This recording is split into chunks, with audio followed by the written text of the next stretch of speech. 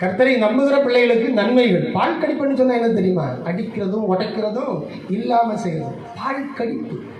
பூமியிலே பால் கடிப்பை நடப்பிக்கிற கர்த்தருடைய செய்கைகளை வந்து பாருங்கள் அப்படிங்கிற இந்த வசனத்துக்கு ஒப்பாக காசாவை இந்த நாளில் நம்ம பார்க்கும்போது உலகமே அது பிரமித்து பார்க்கிறது. கிபி இயேசு கிறிஸ்துக்கு அப்புறம் 96 காலங்களில் காசாவை ஆண்டவர்கள் நிறைய பேர் இருக்கிறாங்க. ஹெலனிஸ்டிக் வம்சம், செலூசிட்ஸ் வம்சம், தாலமி வம்சம், ஹஸ்மோனிய வம்சம், இவர்களெல்லாம் அதை என்ன செய்தார்கள்? ஆண்டார்கள். இவர்களுடைய ஆளுகைக்கு பிறகுதான் காசா 635 முஸ்லீம் கைக்கு, முஸ்லீம்களுடைய கைக்கு, இஸ்லாமியர்களுடைய கைக்கு. அப்போதாங்க இஸ்லாம்ங்கிற ஒரு மதமே வருது. இஸ்லாம்ங்கிற ஒரு மதம் அப்போ தான் வருது. கிபி 555 அப்படி 55, 60, 70 அப்போ தான் மெல்ல மெல்ல மெல்ல மெல்ல அது வருது. அந்த ஏன்னா அவங்களுக்கு அந்த இடத்துல உரிமை இருக்குது. ஏன்னு தெரியுமா? ஆபிரகாமுடைய சந்ததிகள் வாழ்ந்த இடம், அவர்கள் ஆபிரகாமுடைய சந்ததிகள். அதனால் அந்த உரிமை அங்கே இருக்கிறதுனால கர்த்தர் எப்படி அவங்ககிட்ட கொடுத்தார்? அன்னைக்கு டிக்லாக் பிளேசரை எழுப்புறாரு பார்த்தீங்களா? இப்போ மறுபடியும் அதே தீர்க்க தரிசனத்தை ஆண்டவர் கொண்டு வருகிறார். பாருங்க, தீக்கொளுத்துவேன். ஆமோஸ் 1:7 இருக்குது பார்த்தீங்களா? காசாவை தீக்கொளுத்துவேன் அப்படிங்கிற அந்த வசனத்தின் பிரகாரம் தற்போது அங்கே நடக்கிறதை நாம் காண முடிகிறது. கிபி 1270 கூட பெர்பாஸ் அப்படிங்கிற ஒரு காசாவில் படையெடுப்பு பகிரங்கமாக இருந்தது. இப்போ தற்போதைய தீர்க்க தரிசனம் எரேமியாவில் நாம் காண முடியும். காசா மொட்டையடிக்கப்படும் என்று சொல்லி. காசா மொட்டையடிக்கப்படும் 47:5. மெர்சிடஸ் காரில் வாழ்ந்தவங்க கூட காசாவில் இருந்தாங்க.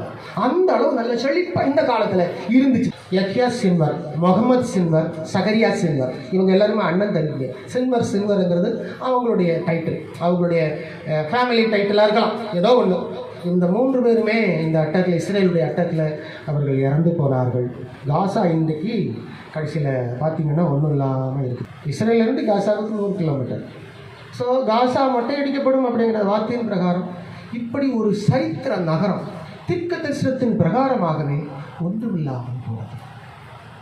இது நீங்கள் எல்லாரும் பார்க்குறீங்களா? காசாவை இன்னைக்கு எல்லாருக்கும் தெரியும், ஜெருசலேம் இன்னைக்கு எல்லாருக்கும் தெரியும். ஜெருசலேமில் அப்படி இப்போ ஈரான், இப்போ இந்த காசாவில் இருந்து அவர்கள் தொடங்கின யுத்தம் தான் இப்போ ஆப்ரேஷன் ரைசிங் லைன்னு சொல்லி பெஞ்சமின் நெத்தன்யாஹூ எங்கே போய் நிற்கிறாரு? ஈரான் கிட்ட போய் நிற்கிறாரு. ஏன் ஈரான் கிட்ட போய் நிற்கிறாருன்னா, ஈரான் தான் இந்த காசாவில் இருந்து இந்த பிரச்சனை ஆரம்பிக்கிறதுக்கு காரணமே. அந்த ஹமாஸ் போராளிகளுக்கு ஆயுதங்களை கொடுத்து இந்த மாதிரி சுரங்கங்களை தோண்டி உள்ளே போய் உட்காருங்கடா, நிறைய வைங்கடா அப்படின்னு சொல்லி, நேரம் வரும்போது அட்டாக் பண்ணுங்கடா அப்படின்னு சொல்லி எல்லா விஷயத்தையும் சொல்லி கொடுத்தவர் இவர் தான். அதனால் இனி காசாவை எடுப்பித்து கட்டுவதற்கு குறைந்தது 30 வருடங்கள் ஆகும். ஆனால் இந்த 30 வருடங்களுக்குள்ளாக கிறிஸ்துவனுடைய 2ஆம் வருகை வந்துடும்.